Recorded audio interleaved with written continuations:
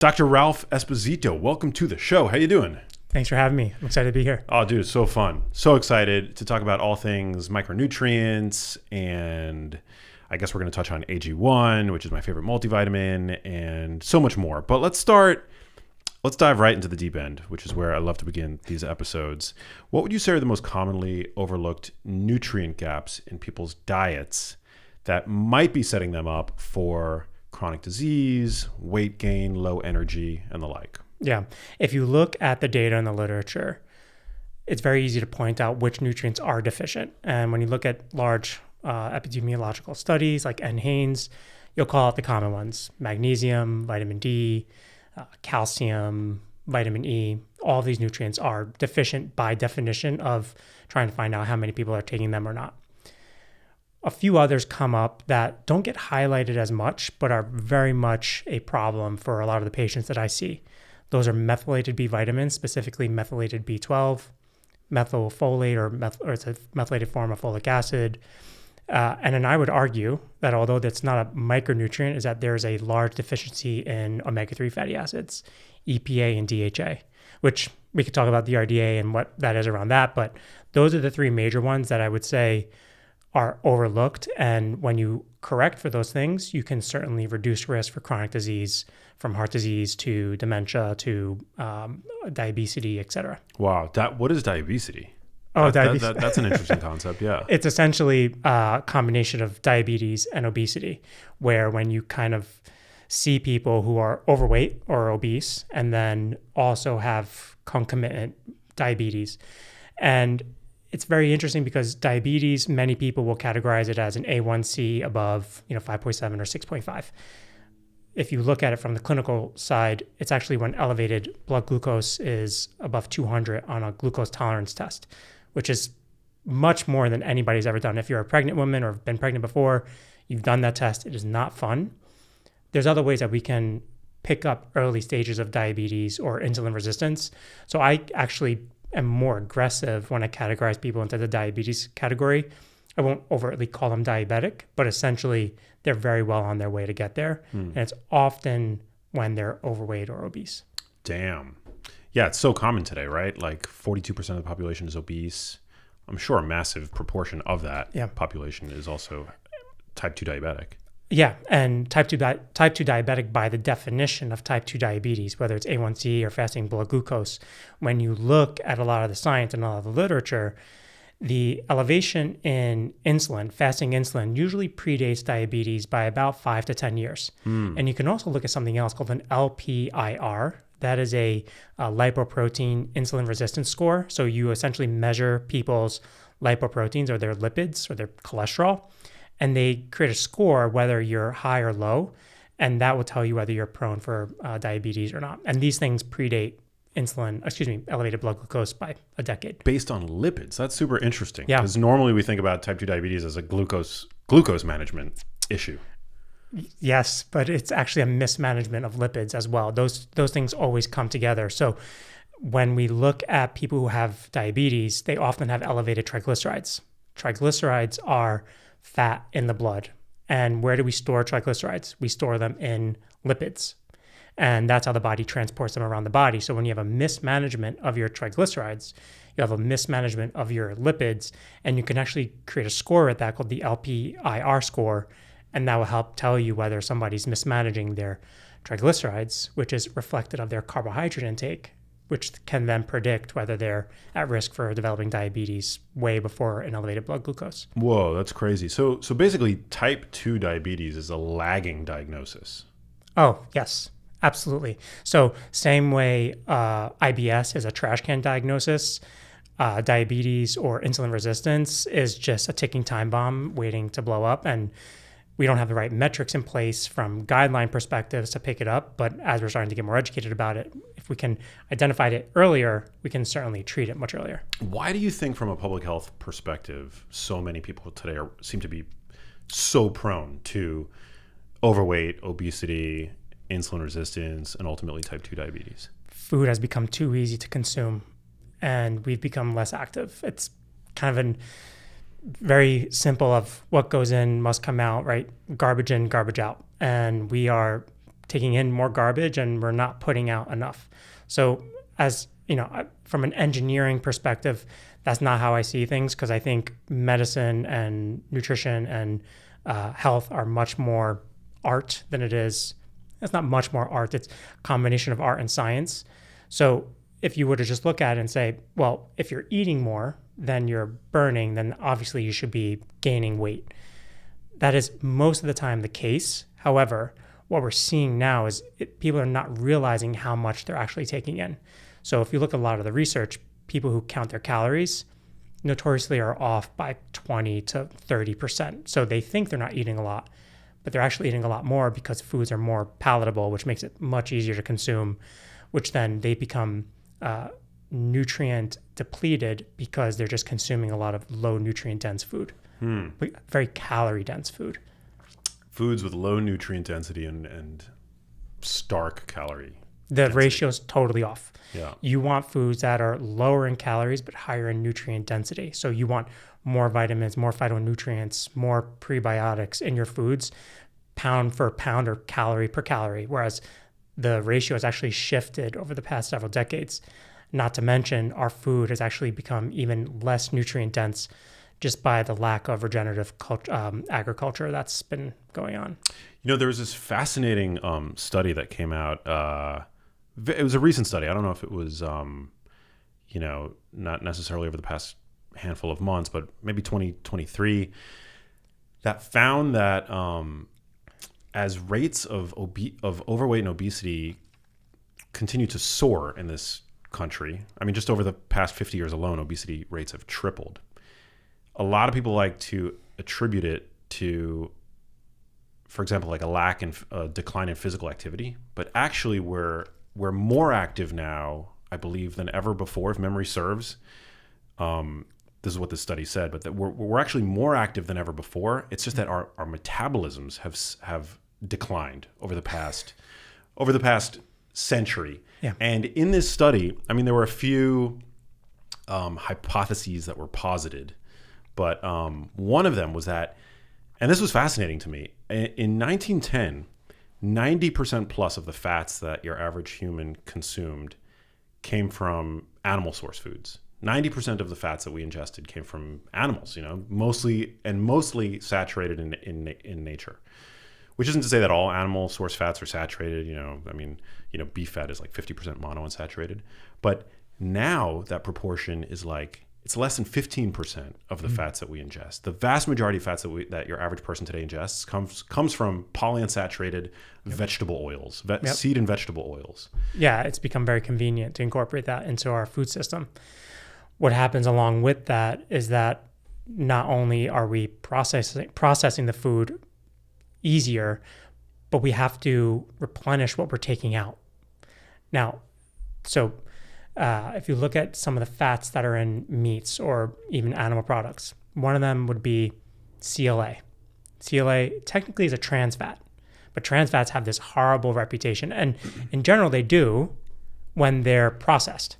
But these trans fats actually occur or exist naturally in a lot of animal foods, like in meat or in beef. If you look at a lot of the research on CLA, bodybuilders have been using it for so long. I'm not sure if you're familiar. They used to use it for weight loss. And when I was 16 working in a health food store, and I'm like, these guys are coming in, they're jacked. And I'm like, why are you taking 4 grams of CLA? And I started to research. I'm like, oh, this is a trans fat. And that's when they started labeling trans fats. And it did not make sense to me. So categorizing fats all the same is actually inappropriate, which is where we have to understand how these nutrients exist in nature. And that's where we should really be getting back to of how do we see these things exist and how can we get closer to that rather than separating them and trying to isolate nutrients, and that leads to a whole other issue. 100%. So what would you say, going back to foods that are low in nutrient density, high in calorie density, what would be like the opposite end of, what foods would you find at the opposite end of that spectrum? Foods that are high in nutrient density, low in calorie density. The kinds of foods that we might want to prioritize. Oh, so high nutrient dense, low calorie dense foods. I would say arguably organ meats are probably the most nutrient dense for calorie. liver, which has been incorporated into many different cultures from the Middle East to Mediterranean. We've actually haven't picked up on it here, but in Europe, they've incorporated those foods. And fruits and vegetables are pretty obvious. You can probably eat a ton of broccoli and not eat too many calories, but get a ton of nutrients from it. The problem is that we can't isolate one single nutrient. And we don't usually, as I tell my patients, you don't eat vitamin C, you eat oranges that have vitamin C plus thousands of other nutrients. I looked at a research study recently, just trying to learn more about the topic. I think we've identified 10,000 phytonutrients. Wow. That's probably not even skimming the surface. Yeah. I mean, imagine 10,000 phytonutrients. How many foods do we know? There's so many fruits that are in the Amazon that we haven't discovered yet. I mean, 10 years ago, everybody was going crazy over acai berry and, oh my God, moringa, right? All these things that were just... Is acai good for you? I love acai. I mean, it's a super blueberry. I know you love blueberry. So yeah, you could definitely incorporate it as long as it doesn't become part of like your milkshake, I guess you could say. Well, it's also that it's hard to find it without added sugar. Right. But yes, that is very true. I've had many people tell me they had an acai bowl and that they were very healthy for having one. And then it was with tons of sugar and additives. I was like, yep. Yeah, you audit the calories of those babies and they're like those like acai bowls. Like, 1,000 calories, yeah, easy. Easy. 1,000 calories, easy. Now look, there are some people who can tolerate that. I can't. I come from I would say more of an endomorph type of body type. Very easy for me to gain weight. So, back to your point of what we've seen so far is that over the past century, Americans are much heavier now than we ever were. When was the majority of our research and our science done? Usually post-World War II. That's when like the science started booming. That's when medicine started booming. We were doing research on relatively to today, healthier people. We have rewritten the book. It's totally new territory. We need to go back and revisit that and understand, what did we study then? How does it apply to the human being of today? Yes, we haven't evolved over 50 to 100 years. That doesn't happen. But our society has gone from pretty simple lifestyle from a nutrition agriculture perspective to something that you can't even notice on the food shelves these days. It's wild.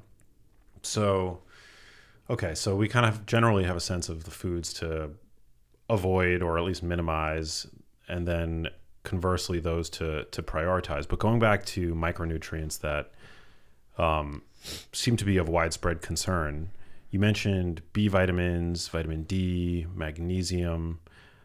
How does your average person, like, it seems like it might for your average person become a full-time job, making sure that every single day they're hitting the RDA. And then before we got rolling, you mentioned that, even the RDA on some of these nutrients is inadequate.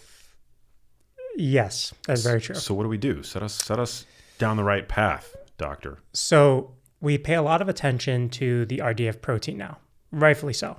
I think it's absolutely important. 0.8 grams per kilogram of body weight, just used for way too long. We need to update that. And I think you and a lot of the community has done a very good job at educating us on that. We've completely overlooked the micronutrients, the things that we consume on an every single day basis. They are vitamins because they are vital to our health. Our body cannot make them. When you look at the RDA of a lot of these vitamins and minerals, I ask your audience to just spend a few minutes and figure out, why did they determine that was the RDA? Why did they determine that 2.4 micrograms of B12 was the RDA, or it should be essentially the RDA at that time for vitamin B12, or 75 milligrams or 90 milligrams for vitamin C? If you look at a lot of the research, back to what I said earlier, a lot of this was done in the 1950s, the 1960s. I'm not sure you're going to appreciate this as much as I did when I was reading it. The RDA for vitamin C was developed, guess on how many people? How many people did they study to determine the RDA of vitamin C? Man, I hope thousands. 8. 8. 8 people. 8 men. 8 healthy men. Whoa. Yes. 8 healthy men. I believe it was in the 1970s. It was an in vitro study where they essentially found out how much vitamin C they consume, how much vitamin C metabolites do they urinate out. And once they hit that point where they were urinating out more than they were taking in, they determined that that was a level. They correlated that with their plasma levels and said, that's the vitamin C content. Wow. And then they pulled that out and they did check their white blood cells. And they said, okay, let's look at their white blood cells. Is there vitamin C in here? Yes, this is the amount that's necessary to kind of protect your white blood cells. Why do they look at white blood cells? Because that's our immune system. That's what's fighting a lot of the infections in our body, which is pretty much prone to most of the oxidative stress. When you look at more and more of the research, that was very underestimated. It looks like we usually need more to 100 to 200 to hit 100% of the daily value. And that's not even considering how much you need to actually have positive benefits. So if you look at other countries like in the Nordic region, their RDA for vitamin C is different or they're looking to push it to be different because they're not looking for vitamin C to prevent scurvy. They're looking for vitamin C to optimize health for cardiometabolic disease, for heart disease, etc. And if you think that the RDA is designed to prevent you from getting scurvy, you don't need 75 or 90 milligrams. You need about 10 to 40. So what are we trying to solve for? We're trying to solve for the basic minimum or enough for us to prevent chronic disease. So you ask me, why are we so prone to chronic disease these days with diabesity or diabetes or cardiometabolic disease or dementia? Maybe we've just set the wrong standard and maybe we're looking at it in the wrong way. And when we set those RDAs, they were set for people who were 130 or 150 pounds. That's actually not arguable. We are much heavier we are now than we were 40, 50 years ago. And now we know that people who are obese or athletes, they require different amounts of these vitamins and minerals. So why are we not adjusting our goalpost that's changing with the playing field? Instead, we're playing on a smaller field where everybody else is playing on a more advanced or a different field. That makes perfect sense because, I mean, for so many reasons, but also like think about, you said our RDA for vitamin C was established, what, in the 50s? That was done in the 70s. In the 70s, yeah. I mean, and the world has gotten so much more toxic since then. And vitamin C is an antioxidant. Like it fights off, essentially it helps your body defend against exposure to various toxins. I mean, I'm thinking of like cigarette smoke, like your needs for vitamin C go up when you're a smoker. But like think about all of the myriad toxins that a modern human is exposed to. And so these levels of vitamin C were set 50 years ago. The world probably looked a lot different 50 years ago. They actually measured something called superoxide in those studies because superoxide is an oxidant. It's a super oxygen molecule with a free radical on it. And they were able to see, okay, how much of this superoxide is being, disenabled by the vitamin C, for lack of better terms. And it wasn't 100%. So even then, the vitamin C wasn't sufficient enough to essentially quell those free radicals. Now imagine in this society where we're stressed by the environment, we're stressed by our food, we're stressed by our jobs, we're stressed by our lack of sleep. All of these things take a toll on the body. So we should really revisit these things along with everything else because, and I should add, the RDA is meant to hit 97.5, 98% of the population. So they take an average and then they say, okay, we're going to go 2 standard deviations above and below, and this should be your average. Those averages were arbitrary. They just chose that we're going to choose 10% above and 10% below, and that's going to be our range because everybody's in this estimated average requirement. We've made changes and recommendations based on data that is on smaller populations, but also just hasn't been looked at in today's day and age. It's like us using medication that's 60 years outdated. I mean, if you use medication today to lower lipids, now, for so many years, the first treatment for lipids, the first treatment for high cholesterol wasn't a statin, and it wasn't these PCSK9 inhibitors or ezetimibe. It was thyroid medication because they knew that people who were hypothyroid had high cholesterol. So what do? We correct the physiology. But as we've advanced, we've learned that that's probably not the best way to correct somebody's lipids. Let's look at other things like statins and PCSK9 and all these other medications. So we've evolved with the science. Why hasn't nutrition? Yeah. And we're not studying nutrition appropriately. Well, wait, just to double click on that, if you're even mildly hypothyroid, why not tend to that first rather than attacking like cholesterol synthesis in the body? Cholesterol is like a vital nutrient. Yeah, without thyroid hormone, you can't metabolize the elimination of cholesterol particles. So yes, you absolutely should be looking at that. The problem is how much squeeze are you going to get out of correcting somebody's thyroid for what a statin can do or another medication could do, or lifestyle, right? All of those things come into play. But yes, absolutely, you should look at thyroid levels. You should look at diet. You should look at exercise. All of those things matter. But we've come to a society where it's much easier to just go the quicker route. You take a pill. Yeah. It's easier.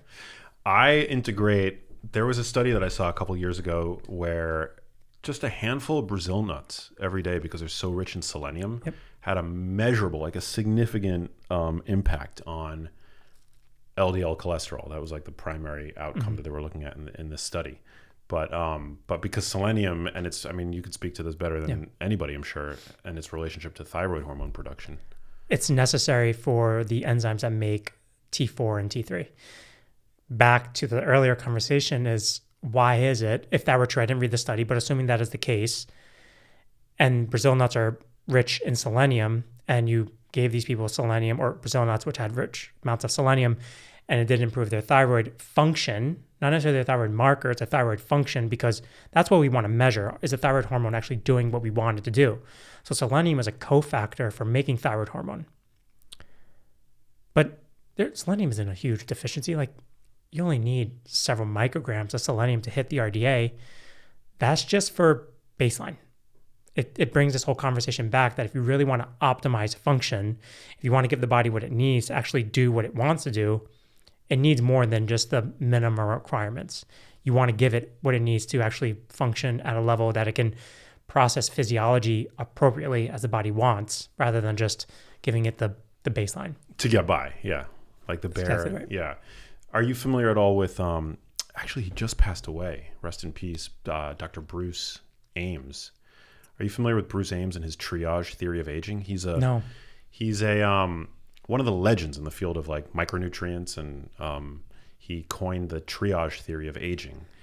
And basically, like, the whole concept of it's exactly what you're talking about, that when nutrients are in short supply, the body, ingenious as it is, shuttles those nutrients to the processes that ensure the survival of the organism, as opposed to the processes that might guarantee that organism's longevity and optimal performance and mental health and all the stuff that obviously makes that can enhance quality of life, right? But your body's just thinking about survival. Like when magnesium, for example, is in short supply, it's involved in, something like hundreds of processes in the body, right? Like when magnesium is in short supply, as it is for so many people, it's the processes that guarantee your immediate survival are favored, whereas the processes that are more involved in like DNA repair and anti-aging and all that stuff take a back seat. Or reproduction. Yeah, fertility. Which is exactly right. And, so I did my postdoctoral training at NYU Urology. I saw a lot of infertility. I saw a lot of men's health issues. I saw a lot of low testosterone. And I'm not saying that zinc and selenium and CoQ10 and alpha lipoic acid are the solution for everybody's infertility issues. But when you see so many men with infertility issues these days, and then you ask them, are you getting the basic nutrients that are necessary for sperm health or for reproductive health? And you look at what those nutrients are, they're not getting most of those things. Or if they are, the body's just using them up because it's so stressed with actually the daily stressors. We see this a lot in people who have high levels of cortisol or are chronically stressed. Those hormones utilize nutrients in the body. They waste magnesium, they waste sodium. Those things have a prolonged effect or a sustained or compounding negative effect over time. That's probably one of the reasons why we're seeing a lot of these issues, along with the diabetes and the heart disease and et cetera. But yeah, absolutely. You're not going to prioritize fertility or reproduction when you're threatened, your life or your immediate life is, as your body would see, biologically threatened in the short term. Yeah, you're so right. So how do we then counter this? Because people lead busy lives, and today, I mean, unfortunately, it is easier for many of us to access these ultra processed, nutrient depleted foods, and that I think contributes to the fact that so many people are inadequate in so many of these nutrients. And then you look at the food supply, and even among whole foods, like there's been a nutrient decline in even whole foods, which is depressing. That's right. Yeah, a study came out in the UK a few years ago showing that the amount of nutrients in our root vegetables are significantly reduced. And I know everybody is so crazy about, trying to get these unique superfoods in their diet. Broccoli sprouts and acai and all these unique berries and fruits. But we don't eat those every single day. I would love to eat broccoli sprouts every single day. It's practically impossible. But if I even want to have broccoli on a daily basis, which is practical, it's easy to find, it's easy to cook. You can even get it already cooked and cleaned and cut for you. Even that broccoli is not as nutrient dense as what I used to say great-grandmother. I'm pressed to say grandmother. And I grew up in an Italian family where my father grew vegetables in the backyard. We have a fig tree, we have a persimmon tree, we have a peach tree, and you could tell the difference. Yes, of course, the freshness, but the soil was fertilized. He didn't grow the same crops every single year. Like the tomatoes, yes, obviously, as an Italian household, you need your tomatoes, but it was so different from what you would get at a store where the tomato was not red, it was light pink. It was so different. And that's what we're seeing now is that the nutrient supply to our soil is not being regenerative. We're essentially just keep on growing, and obviously with GMO and all these other problems with pesticides and herbicides, we're playing with fire, I think. Yeah, totally. And conventional farming systems, lead to produce that doesn't even taste as good as its organic counterparts. And there's all this debate amongst like organic versus conventional, and organic is certainly not a perfect system, but if I have the choice, my money is going towards organic produce. Maybe not for like bananas and avocados and things like that, but where there's like a peel. But yeah, it's so difficult. So I guess that's where the utility of supplementation comes in. Mm-hmm. And we were connected because I work with AG1, full disclosure. But there is, I think, value in taking a multivitamin, and there's evidence that supports that. So do you see, taking a product like AG1 as being a potential, one potential solution to the fact that our food supply has become nutrient depleted and so many of us are walking around with nutrient inadequacies? There's no replacement for food. That I will tell you, I would be doing a disservice as a clinician to tell you that just take these few supplements and you don't really need to have your broccoli or your cauliflower or your berries. No, those things are absolutely necessary because there's more to that than we could imagine to get in a scoop or a capsule or powder or anything like that. But the fact is that the diversity of nutrients that we consume is a problem. If you talk to a lot of parents these days, kids are pretty picky eaters. Most kids are picky eaters, which is why processed foods have flourished, because you can make them taste the same and taste really yummy very consistently, and you can fortify them with a few different nutrients and solve the problem. The issue is not the micronutrients in many cases. It is, as we discussed, obviously, it's the other things. It's the phytonutrients that are in foods. There's a lot of attention to prebiotics. Not all prebiotics are created equal. I know there's a big focus on fiber. That is absolutely important. I do think fiber is a necessary, it's not even a nutrient, it's a constituent in food because it doesn't have any calories, etc. But to make healthy bacteria in the gut. Different fiber perform differently. Where I think science is moving, and I think we're starting to get there, is that there are prebiotics that are not fiber. So 10, 15 years ago, you would think prebiotic, fiber, psyllium husk, or the pectin from apple. We're starting to learn that phytonutrients like proanthocyanidins, EGCG, other polyphenols in foods, flavonols, these are actually prebiotics that are not fiber. And I usually tell people these nutrients are first for our gut and then our body. And that's actually true because these molecules are often too big to absorb. Some carotenoids are just way too big to absorb. the gut needs to metabolize them, and it's those metabolites that actually have an impact. So unless you're eating, 10 to 15 different foods a day or in a week, you're not going to get this nutrient diversity. So how do we solve that? How do we give people this diversity of nutrients that they typically wouldn't consume on a daily basis? Acerola berry. I don't know if I've ever had an acerola berry. Goji berry, I'll have those on occasion. But to incorporate these on a daily lifestyle, number one, your calorie intake would be tremendous, but also it's impossible to get all these different nutrients. And we know that our gut actually wants these nutrients. It's just really, really hard to find in a society that's so depleted in these polyphenols and these nutrient diversity. Yeah, it's so true that we're each walking around with basically like a drug factory in our large intestines, and like you might eat certain compounds, certain phytochemicals that appear one way, on their way in, but then once your gut bacteria get at them, they end up churning out all of these like postbiotic metabolites. Yep.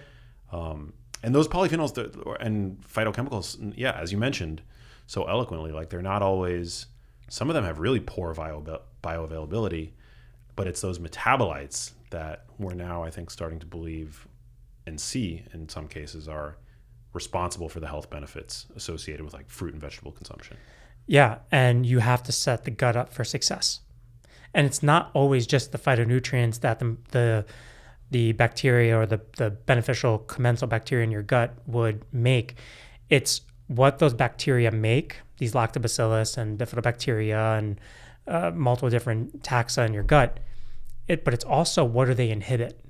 So one of my microbiology professors taught me this incredible term, and I always remember it when I talk about this. It's competitive inhibition. He kind of mentioned to me in ways like, if you have a lot of good guys in there, they're going to outcompete and inhibit all of the other guys that you don't want in there.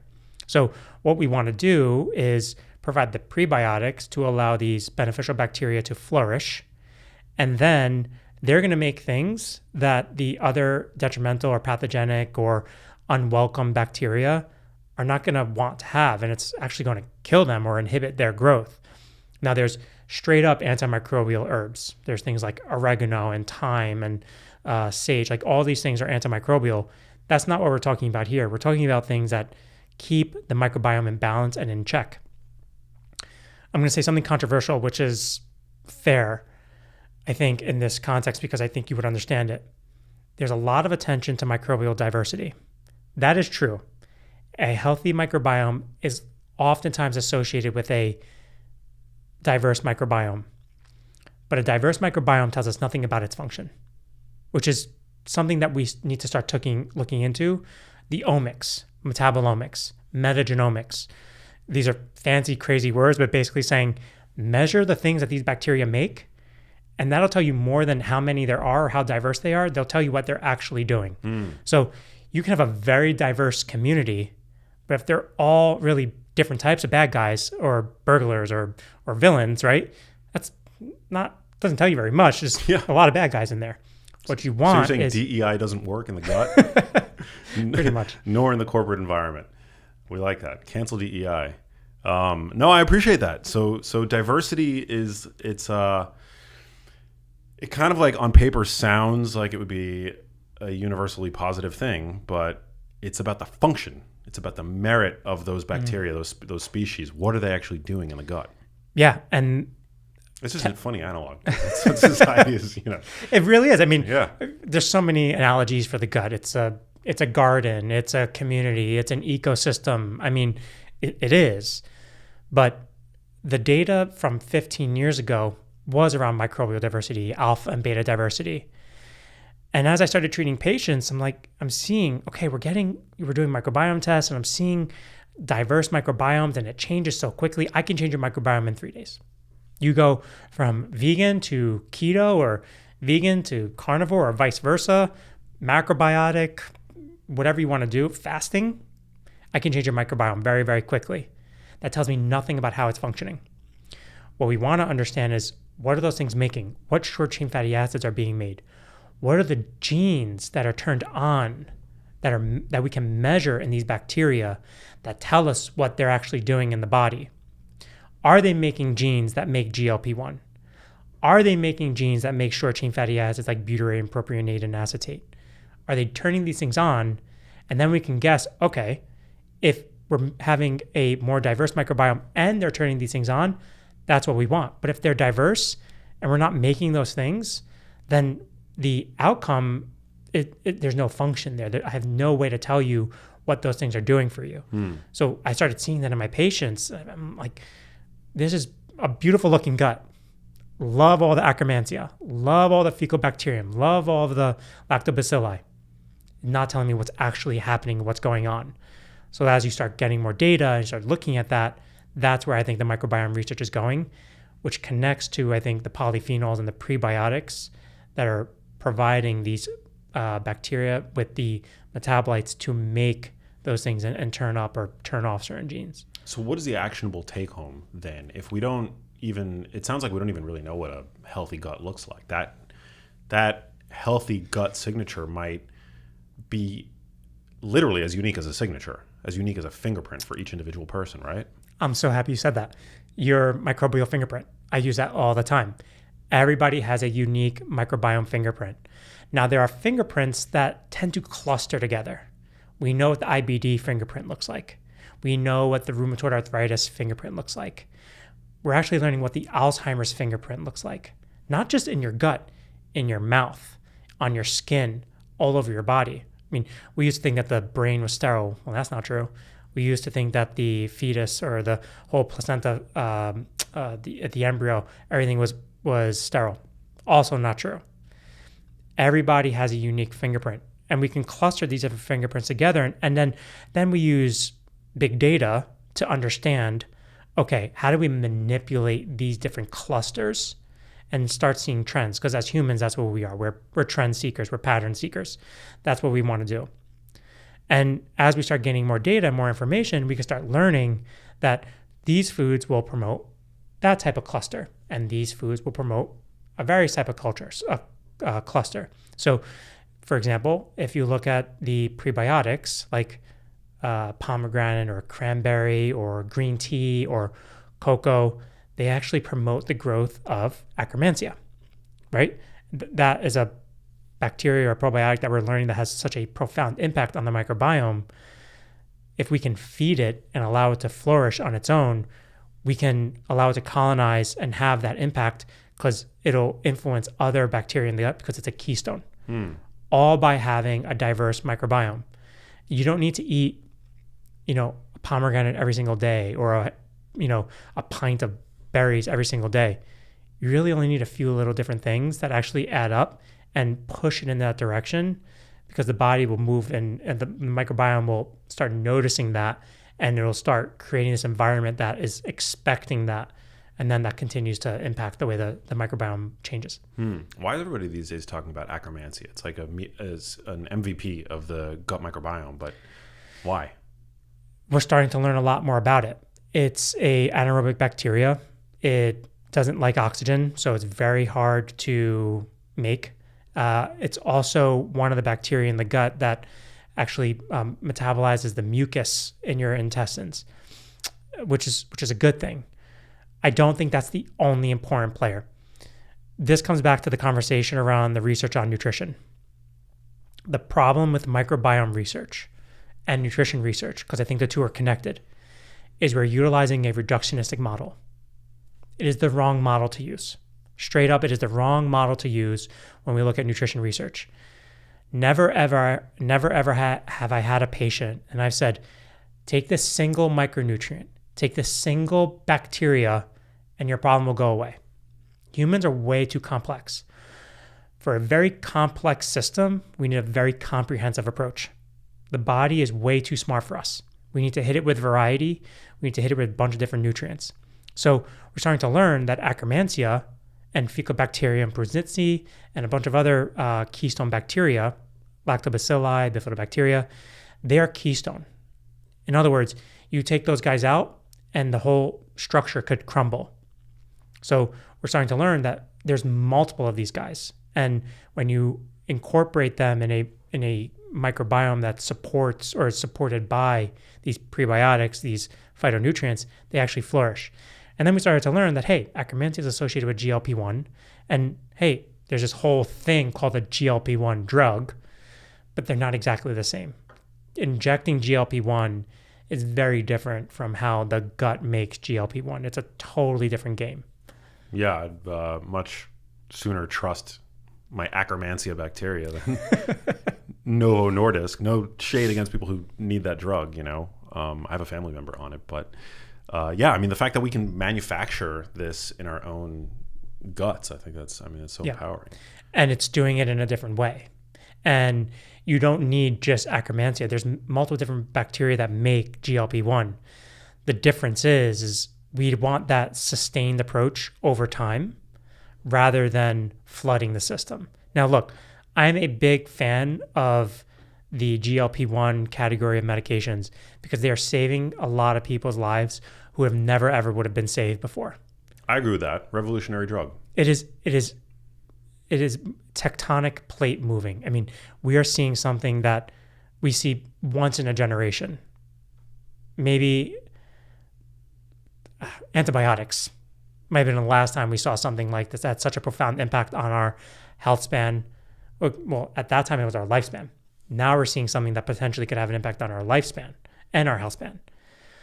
The problem is that we're dismissing everything else that goes along with it. Sure, you take these medications, you'll eat less food, you'll consume less, and then what happens when you stop? And what are you doing during that whole time to provide your body with the nutrients that it needs? If you're eating less, Americans are already nutrient deficient, or insufficient, I should say, or compromised. Now you're decreasing the calorie intake by 1,000 calories, and I'm sure all of those calories are not coming from voluminous foods, which take up a lot of space in your stomach, which are going to make you feel more full, which is going to make it harder for you to eat.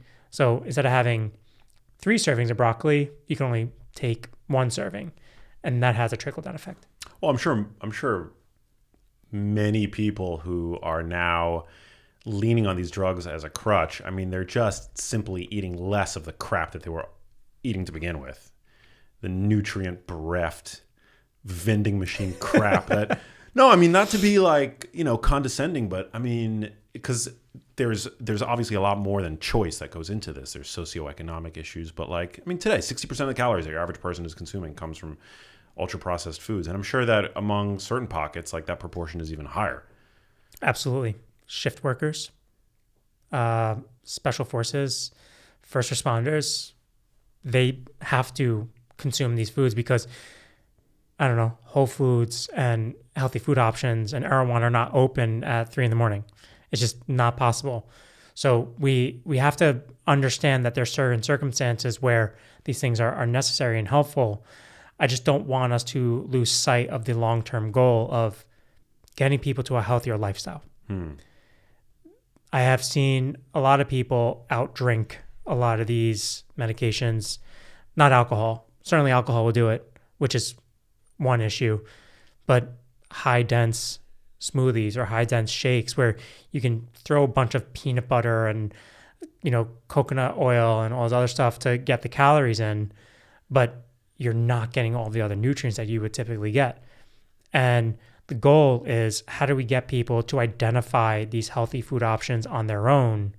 Because we see such a scarcity of nutrient replete people in our society today. It's a very big issue, and I think it's going to bite us in the butt in several years when we start seeing that these nutrient problems are a big deal.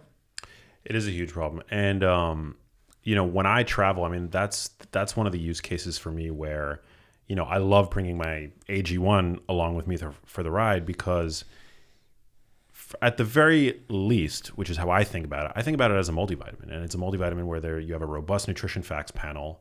The vitamins in question are all the forms that I would otherwise seek out from individual supplements. Like the folate is the methylated form of folate. Same with the vitamin B12.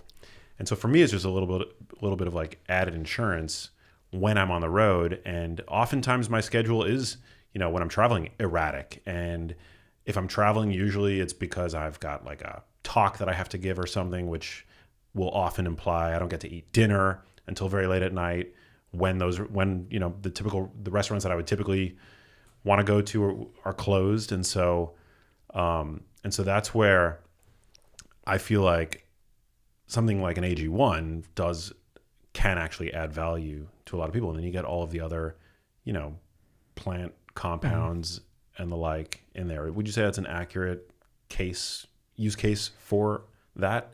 Yes, it is meant to make your life that much easier. That is the intent. It's that foundational nutrition that we all need. Me and my team, we published a paper, it was a review on foundational nutrition. And we have, as a medical society, as a scientific society, have stopped paying attention to this foundation of health.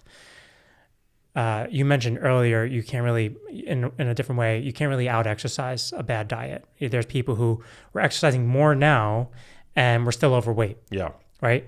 And that's because we can't out-exercise a bad diet. And you should, I'm not sure if you read the book Burn by Herman Poncer. No. Incredible book.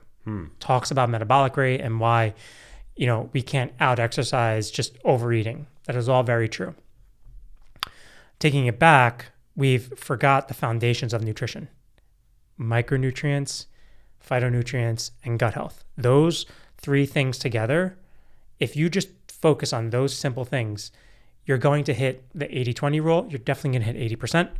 You're certainly going to hit 90% of what you need to do on a daily, in your daily routine.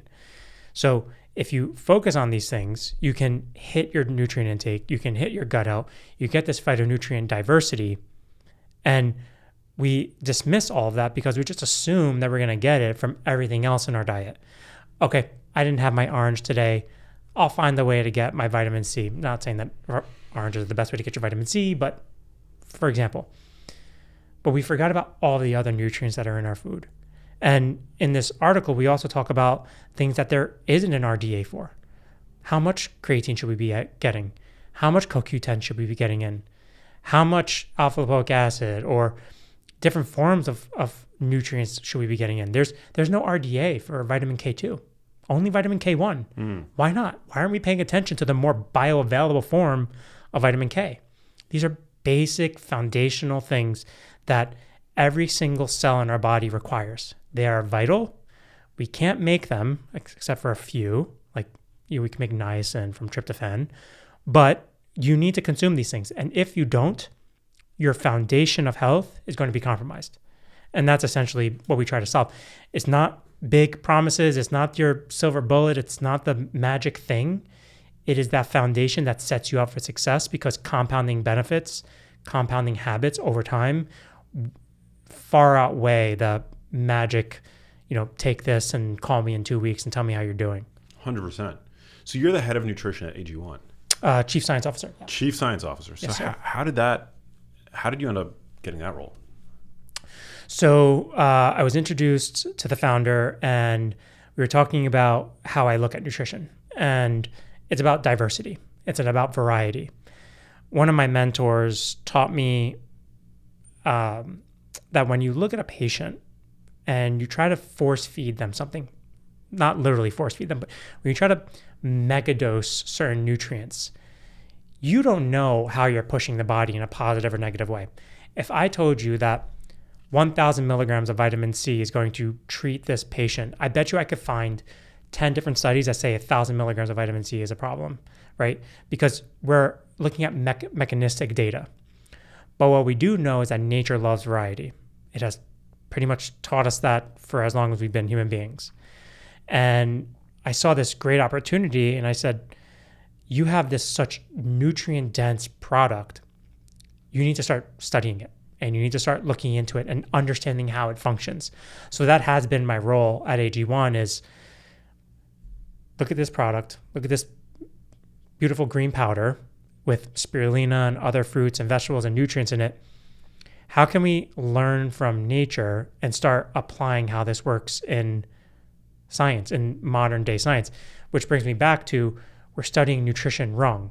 Because if we look at a double-blind randomized placebo-controlled trial as the creme de la creme of the studies that you should do, and if it passes that, then it's true, and if it doesn't, it's not true. That would mean that we'd be throwing away 90% of the nutrition science research. So what we need to understand is, how do these nutrients work together? How do we make vitamin C? How do we recycle vitamin C? How do we make CoQ10? How do we recycle CoQ10? All these antioxidants work alone. They don't work alone. They work in synergy with each other.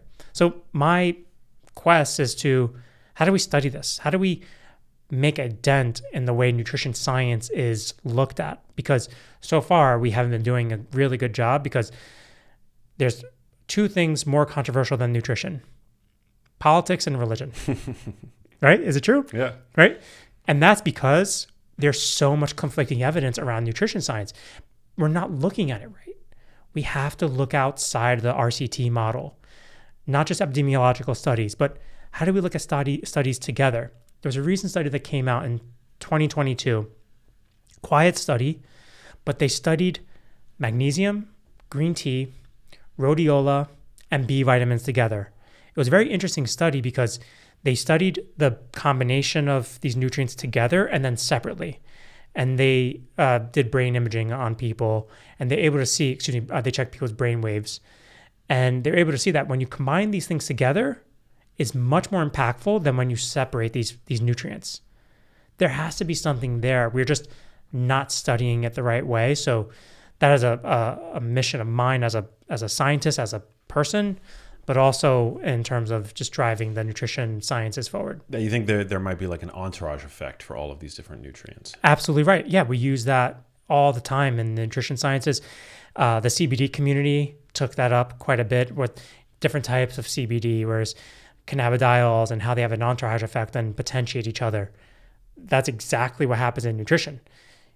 As I said before, we don't eat vitamin C. We eat foods with vitamin C and bioflavonoids and other antioxidants in them that we just assume and we take for granted that they're there because they're there. They're there for a reason, and maybe there's things there that we're not looking at them correctly or studying them correctly, and that's why we have so much controversy over nutrition sciences. Is why can I do a study 3 different ways and get very different outcomes? It's because we're not testing them and looking them at the right way, or not controlling appropriately. And a lot of these earlier studies around the RDA, in some of these control groups, they didn't even account for the people who were taking vitamins and minerals. That actually happened for the RDA for vitamin B12. They tested people who had pernicious anemia, it's essentially a disease where it prevents you from absorbing vitamin B12. And they compared that to healthy, normal people, but they didn't ask those other people what they were consuming or what nutrients that they were taking. So there's so many, for lack of a better term, errors in the way that we've been doing things. I think we have an opportunity, especially in this day and age where we have a lot more of attention on health, to do this right and to do it with a more sophisticated approach rather than just sticking with a percent daily value for the last 50 years. Yeah. And I really appreciate that. At the outset, you mentioned that, no supplement can be a replacement for a nutrient-rich, a nutrient-dense diet. So would you agree that would you say that AG1 should be thought of more as a complement or maybe a form of added insurance to a healthy diet as opposed to a replacement? Oh, 100%. It's a supplement. It's to supplement a healthy diet. The problem is what is healthy? I know we're trying to get a definition for what is healthy now in the government, but what is healthy to you? If I put 5 maxes in a room, right, but people of your caliber, of your intellect, and I asked you, what is a healthy diet? I might get 5 different answers. Who's right? Yeah, you're right. I mean, you're right to yourself. Yeah. But if you ask me versus you, for example, what's a healthy amount of omega-3s that we should be taking? That's a great question. I mean, what would your answer be? Well, there's multiple different organizations who all have an opinion. Yeah, right. Right? The USDA says you need at least, there's no RDA for omega-3s. There's no RDA. There's no DRI for EPA and DHA.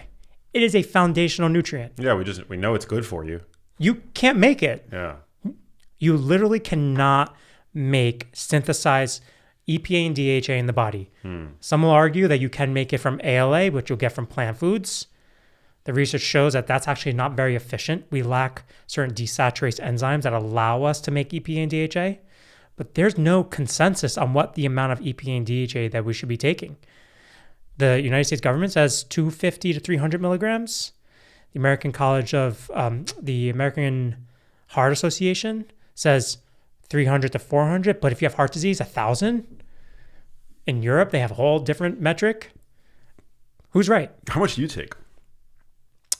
I take 4 grams of omega-3 a day between EPA and DHA. So I get about 1 to 2 grams of EPA I get a little bit more of DHA than EPA. My father had Lewy body dementia as well. Wow, that's what my mom had. Yes, I know. Yeah, it's my father passed away. My father passed away from the 4 diseases that kill Americans. He had leukemia, he had cancer, he had Lewy body dementia, we think, because obviously you're going to do a biopsy. He had sarcopenia or muscle wasting, and he had heart disease. Wow. I had all of those things. He died, obviously, of the Lewy body dementia. I have an E4 genotype, so I know you know that that's important. Yeah, are you 3-4 or 4-4? I'm a 3-4. 3-4. Yeah. Wow, your dad had it all. He had what everything. age was he when he passed? 73. 73. Yeah, he had his first heart attack at 47. So what's the connection then so why are you taking the 4 grams of omega-3s? Is that because of a relationship between omega-3s and Lewy body dementia, or just general health? We know that 2 grams of DHA, according to the literature, can help prevent Alzheimer's. Wow. Now, that's not exactly Lewy body dementia, but it's a very similar form. So I aim to get 2 grams of DHA a day. I do it through fish oil because it's really hard to eat that much fish on a daily basis. That's wild. That's sustainably caught. That doesn't have all the other contaminants that you would expect crappy fish to have. So that's a foundational nutrition. Was your dad's health the reason why you decided to become a doctor? Or unrelated? Kind of, in a way. So when my father had his first heart attack, he was 47. I was 7. He had his second heart attack at 47. He had 2 heart attacks at the age of 47. And I remember 7 years old. What do you remember at 7 years old? Walking into the hospital room and seeing my dad on a respirator, tubes connected, doctors, like tape all over. And I'm like, what is going on? Mind you, my father is an Italian immigrant from Italy, worked 4 jobs, literally. And I see him in this room and I'm thinking to myself, thank God these doctors are here to save him. Thank God, because he looked dead. He literally looked dead, and he almost was. So that was 2 heart attacks. He had 2 triple bypass surgeries. So of his heart, they basically replaced vein or arteries in his heart. And ever since then, I would always say, okay, no need to worry about that event happening again. The doctors will help him. The doctors will give him a medicine. Dad is taking his tool chest of medicines every single day. I remember every morning and every night, I see his pill box in the evening, a pill box in the morning. And one was with his coffee and cookies, and the other was with his wine and pasta at night. And I remember seeing those things. And then as I started getting older, the heart disease went to peripheral artery disease. The peripheral artery, I should also mention he was a smoker. The peripheral artery disease then went to emphysema. The emphysema went to COPD, which is a more extensive form of emphysema. Then he had leukemia. Then he had severe sarcopenia, which the doctors diagnosed as arthritis. It was not arthritis. Sure, it was arthritis, but how do you prevent osteoarthritis? You build muscle mass. So he wasn't eating enough protein. He wasn't exercising. He wasn't doing any of those things. So he became immobile, muscle wasting. And then I started noticing at night, my father would have these kicking motions. He would, for some reason, like just flail his arms and like unintentionally hit my mom during sleep. And we used to laugh at that time. I'm like, my God, what's he doing? Like, he's just flailing his arms. What's going on with him? And screaming in his sleep. And that was actually an early sign of Lewy body dementia. And then started forgetting stuff, and then started hallucinating. And we were like, oh, the hallucination must be a medication. Change the medication, because he was on pain medication because of the sarcopenia that was trying to treat the osteoarthritis. And he's like, I remember my dad telling me there's a Smurf in the ceiling, watering the floor. He's going to ruin the whole house. And then 3 years later, he passed away And Wow. from Lewy body dementia, I found my father passed away like 2 a.m. And it was a horrible life for him to see him suffer. So my whole life, I thought, let's find a way to help him. The doctors are going to save him. But I was 12 years old. I'm like, well, he's not better yet. And I'm 16 years old, still not better yet. 18 years old, still not better. And then I discovered nutrition as medicine.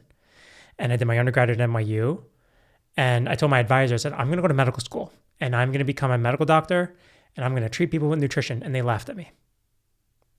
I remember my advisors laughing at me. They were like, that doesn't exist. You're not going to go become a medical doctor and treat people with nutrition. They don't teach that. It's not part of their scope. You're treating with drugs. Yeah, well, that's what they tried to do with my dad. They tried to help him, Yeah. and it didn't work. And then I found naturopathic medicine, and it spoke to me so deeply. I was like, this is a profession that I want to go into. I want to use food as medicine, formally treating, learning, being educated with a 4-year doctorate degree, clinical doctorate on how to treat people using herbs and vitamins and botanicals and the microbiome and acupuncture and lifestyle medicine and hydrotherapy. Like, naturopaths essentially discovered or made hydrotherapy. Cold plunge and sauna started in Germany from naturopaths, Wow. then came to the US. And I found this medicine and I'm like, this is what my father needed, but when he was 47. Actually, when he was probably 27. So that's kind of how I got into medicine. And now I'm on a mission to essentially help people understand, how can we get people to take nutrition as seriously as I took it from my dad? And you know what? If I can teach people a few basic, simple things to get their foundational health on a daily basis, that might make enough impact for enough people to change their trajectory of health, because we're definitely not moving on that trajectory from what I've seen with my family and also just what I see from epidemiological studies in our environment. No, man, what a great story. So admirable. Wow, I appreciate that so much. And now you've gotten to work with, at this point, Richard Isaacson, who's one of my mentors in science and health communication, who's a neurologist and preventative Alzheimer's specialist. And that's so cool. Yeah. I'm blessed to be around people who actually get it. Because if I tell my sister all the time, I said, if I was born like 10, 20 years earlier, I'd probably be doing something totally different. We are in a health revolution. You and I, we're in a situation right now that if we tried to do this 20 years ago, it would be dismissed. It would be absolutely dismissed. That's not important. Why are you caring about nutrition? Just take these other things. And we're in a situation right now where we can have an actual impact. And that's, I'm just truly grateful for the mentors that I've had who have been able to teach me. And my father wasn't really intending to be a mentor, but he, like all of my other patients, they teach me. As a doctor, you learn from the people that you help. That's why they call it practice, right? It's you have to be humble enough to be educated by your patients and the people who are around you, because if you go in thinking you know everything, you actually know nothing. And when you graduate school, whether you graduate law school or medical school or engineering, the most confidence you have is the second you graduate. You think, I know everything. And then you realize you don't know jack. And 10 years later, I'm starting to learn, I thought I knew a lot back then. I know even less right now, but I can do more with knowing that I know less. Because now I can try to achieve or strive to learn and understand all these gaps. Did I think about the RDA or the percent daily value when I was in undergrad, learning about how much protein we should be having on a daily basis, or how much protein people with renal disease should be having? Not at all. It was just, here's a standard, follow it. 0.8 gram per kilogram of body weight of protein. And if you have renal disease, you need to modify that. And if you have diabetes, it's 50% of your diet coming from carbohydrates, and you modify based on your blood sugar and your insulin. If I assumed all of those things to be true, I would still be doing all those things that I assumed to be true at that time. Amen. Yeah. The more you learn, the more you realize how little you know. And what's even more depressing is the more you realize how little we all know. Yeah. Very sad. 10,000 phytonutrients is what we've discovered. There's a plant somewhere that we have not even discovered yet. Yeah. GLP-1 was discovered from a lizard, from the venom of a lizard. Wow. They figured out that, who taught me that was Paul. Oh, wow. Yeah, Paul taught me that. Shout out Paul Graywall, my co-author in Genius Foods. Brilliant physician. When these drugs first came out, he said, they discovered this from this lizard. I can't remember the name of it. And they isolated it and found out, hey, this actually helps people with their blood sugar and their appetite. And I'm sure there's a lot more of that going on that we have not yet discovered. We're just itching to get at it. So 10,000 phytonutrients, just scratching the surface. Well, what about going back to AG1? Because it is so incredibly popular. Like, so many people take it. Many people report their lives have been changed by it. It's obviously very popular amongst podcasters, which I think is actually very smart on their behalf to really, enlist podcasters who are, many of whom are known for long form, having nuanced long form conversations about science and health to do a lot of education through those platforms. But because, anything that's reached a certain level of success also garners a certain amount of criticism. One of the things that I would love to ask you, why the proprietary blends? Like, why couldn't they just lay out specifically like how much of each of those specific ingredients are in the product? Yeah, it's a great question, not one that I'm foreign to. All of the ingredients in AG1 are listed on the label. Now, unlike other industries where you can protect your IP, the supplement industry is very different. There's no patent on spirulina. There is no patent on broccoli powder. So in an industry where this is very common, there must be some type of way to use the intelligence or the work that goes into all of the R&D work and protect it in a way. And that's essentially what the proprietary blend is. It's a secret recipe, or it's a recipe in general, right, that we have worked over 14 years to perfect. And I hear many people say, well, I can make that different or better. Sure, you absolutely can. I'm not going to hand it to you, though, because there's a lot of effort and work that goes into the research, not only just on the individual ingredients, right? Because when you look at AG1 and you look at the gut health support and the immune support and the energy support, these things are substantiated by amounts of those ingredients in the formula. So what we do is we say, okay, if we want to make a claim on supports immune health or immune function, then what we have to do is look at all of the research on the ingredients in there and say, can we defend this? Can we substantiate this? Can we say that these ingredients in there do support these things? So some are open, some you could see. Vitamin C and zinc, open label. I could tell you how much is in there and you'll know exactly. But there are other ingredients in the formula that are unpatentable, that are proprietary, because there's a unique amount that you have to put in there, because I promise you spirulina does not taste good. It tastes like fish food. It's pretty disgusting. It tastes like fish food. Yeah. The fact that you can make something taste good and also be healthy for you and have all these other benefits is something that is incredibly difficult to do. And it's very valuable too, because what's the point of making a product like AG1 if it's going to be so disgusting that people aren't going to want to take it every day? I have taken many green foods in my life. I used to work at a health food store, and before AG1 was even a thing, and I had customers come in and say, what's your best green food? And I would show them like, hey, here's the wall of the green foods. They all taste like the bottom of a lawnmower. They all they all taste pretty gnarly. And in order to make something taste good, either it has to be full of sugar or full of artificial ingredients or just things that you wouldn't want to put into your body, or it has to taste like grass. And the ability to do both is to not make it taste like grass and also have these beneficial effects is incredibly challenging.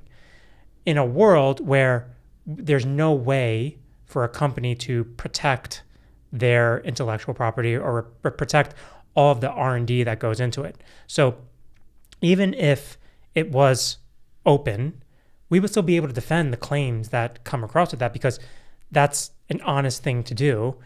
And beyond that, we go through third-party certification, NSF certification, which is incredibly difficult. Essentially, it's a third-party certification, and they audit you, and they make sure that what you put in there, you say is in there, and it meets the label claim. And it's a tremendous amount of effort that goes into it. And you have no idea how many times I'll have conversation with my supply chain team, with my quality team, and I'll go through line by line. I'm like, does it have this? Does it have this? Does it have this? If any one of those are no, it's out. You can't use it. Yeah, NSF certification is a flex. Yeah, it's hard. It's very, very hard. And it's also expensive. So all of those things go into it, not to mention all of the other R&D work that goes into studying the product. So we did a study on AG1 using a SHINE model. A SHINE model is actually starting to get attention in the pharma world, which is great. I love when it's the opposite. Usually we learn from pharma and then we adapt it to the nutraceutical world. Now the nutraceutical world is starting to, the pharmaceutical world is learning from the nutraceutical world. And this SHINE model is a simulator of the human intestinal tract. If I were to give you AG1 right now, or let's say I were to give you an apple, how would I know what it's doing in your gut? I would just assume based on maybe mouse studies or in vitro studies. The SHINE model actually allows you to simulate everything from the stomach to the colon. So you could essentially see this thing going through beakers. Here's the stomach. This is the acidity, the pH, the environment of the stomach. Here's the small intestine. Here's the large intestine. And we inoculated essentially with poop. In these beakers, you add human poop, and then you see what this product, it's not just AG1. You could do this with a bunch of other companies have done this as well. And you can actually understand what the product does.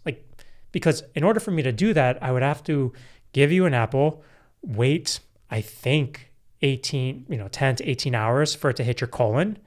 And then how would I even know that what that apple is doing in your colon at that time reflects the outcomes that you see? Like when you do a microbiome test, it'll change based on the type of diet that you have because you can change that in a heartbeat. Microbiome changes even if whether or not you've exercised. Even exercise can change the microbiome. Absolutely, which a lot of athletes, that's where a lot of the benefits come for a lot of our customers is they'll say, I run marathons and I cannot survive. Marathon gut, and I'm not sure if you ever heard of that. No. It's horrible. It really disrupts your GI tract. It's a huge stress. I've seen memes, people shitting themselves as they cross the finish line. Is that it? I'm not a marathon runner, but if that is what's on social, then it must be true. Yeah, but it's essentially that. And it's crazy that happens. Yes. So I can't study a marathon runner and see what's going on in their gut. But if I have an idea of what happens in this most replicable model of the GI tract, then I can extrapolate that. And this is full product research. This is not what does the research on PubMed tell me about spirulina. This is what is this synergistic blend? What is it doing in the gut? And you can measure bacteria. You can get metabolomics. You can get metagenomics. You can measure these short chain fatty acids, which you would not be able to do in a lot of other environments. And that's where a lot of the effort and the IP and the intellectual commitment goes in that is happening on the back end that makes me very proud of the work that we do to say, I promise you, this is one of the highest quality products you could put into your body. I give it to the people that I love. I take it myself. And that's what we have to stand by. Now, it's a lot of effort that goes into that, but it's essentially how we stand by the product. Yeah, it's a lot of effort and cost, which leads me to my next question. It's often criticized because it is a pricier product. I mean, again, I think about it as a multivitamin, and everything else is a bonus. It's a bonus that I'm getting all of these other phytochemicals and whatnot in there. But people will often cite the price as being a major barrier. Mm-hmm. Yeah. It's a lot of effort to make sure that you get quality ingredients in there. As many people will repeat, as I will say now, it's a wild, wild west a lot of the times when it comes to the supplement industry. You don't know who to trust. So what do? You go to reputable brands. You go to people that you trust. That's why the podcaster community is so important, because you are a trusted voice. Yeah. But another trusted voice is NSF and third-party testing, and testing that we do that we don't have to do. We don't have to test for pesticides and herbicides, but we do. We check for glyphosate and its metabolites. Not there. You can go look at a COA and look at the website and see what's in there and what's not. You guys make the COA available? It's right on our website. Yeah, great. Right on our website. Do you test for heavy metals and stuff like that? We do. Yep, we do, and all below the USP standards. Dope. Yep. It's a lot of effort. Yeah, it's a lot of effort. I remember one time I was at one of our co-manufacturers, and I was insulted actually when they were like, "Hey, we found this source of this ingredient. We are going to get it, and we're going to see if you guys like it." And my response was, "You have to test the crap out of that first, and then I'll tell you if it can go into the product or not." That is the rigor that goes in. And there's many other companies that make something really, really cheap and would say, "Sure, it goes in there. Who's looking at us anyway? Who's testing us?" NSF is looking, and more importantly, our quality team is looking, our supply chain team is looking, our product development team is looking, because I would look at that as an insurance policy. I would rather put the time and effort and money into testing those things, and I promise you, it is not cheap, rather than it going on the market to make $79 or $99 off of a buy. That is not worth it at all. I would rather put the thousands and thousands of dollars of doing the research to make sure this is the highest quality, rather than just trying to get by with a sale here and there. It is a lot of money and effort that goes into not only doing the testing, but getting high quality talent into the space to understand what is actually going on here. People on my PD team have been in the industry for 15 years. I have microbiome experts. We have people who've been with other major companies that you and I both know. And these are standards that are just high bar, and we don't accept anything less, which unfortunately comes at a cost, but it's a quality that you really want to put in your body. And I don't think there's anything that should be compensated or compromised if you consume something. Yeah, amen. Well, I really appreciate you breaking that all down for us, because I felt like I needed to ask, because it's become so popular. And anything that gains a certain level of popularity in the zeitgeist, there's always going to be pushback, right? Like Aristotle said, if you want to remain free from criticism, impervious to criticism, don't do anything, don't say anything, don't be anything. And AG1 has really exploded in the marketplace. And so, I don't want to make this any more of an ad for AG1, but I appreciate you kind of like walking us through some of that, those concerns. My primary goal is to do good scientific work. That is my objective.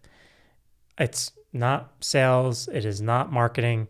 I am tasked with, verbatim from the CEO of our company, I don't care what the problem is, just make the best product you can possibly make. Take something that you would want to take on a daily basis. And that's what we focus on. But more so, yes, the company is important. What's more important is having an influence on our scientific community.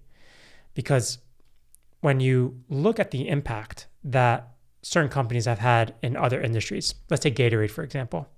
Yes, it started off as a sugary electrolyte drink, but look where electrolyte drinks are now because of all of the research and commitment that they put in to understanding how do electrolytes work, understanding the proper ratios.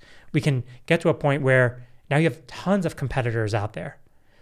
I want to commit the science into the research to understanding nutrition science and the microbiome and nutrient diversity appropriately, because there's a lot of people in this field who assume that this is the right thing. Microbiome diversity, that's what we're going to target and that's where we're going to go at. I think we need to look at function. I think we need to look at metagenomics. We need to look at metabolomics, epigenomics. I mean, there's so much that we need to look at, and that's going to have a more profound impact for my goal as being a good, honest scientist. Love it. And are you still like doing clinical hours like with Richard and others? Yes, I made a deal, and when I signed on, I said, I will help, I will join.